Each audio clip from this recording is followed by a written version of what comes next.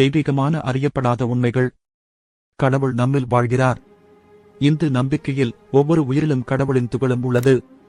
அதனால்தான் நமஸ்தே என்றால் உன்னுள் உள்ள தெய்வத்துக்கு வணக்கம் என்று பொருள். கடவுள்களுக்கு காலம் வேறுபட்டது. பிரம்மாவுக்கான ஒரு நாள் என்பது மனித உலகத்தில் 4.32 பில்லியன் வருடங்களுக்கு சமம். இது பிரபஞ்சத்தின் சுழற்சி காலத்தை காட்டுகிறது. ஒலி முதலான படைப்பு.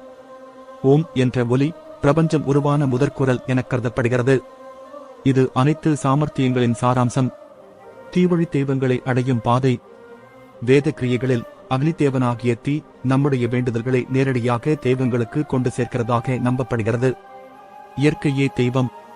அரசமரம், கங்கை, ஆறு, சூரியன் இவையெல்லாம் தெய்வத்தின் உயிரூட்டப்பட்ட வடிவங்களாக பார்க்கப்படுவதால் வழிபடப்படுகின்றன.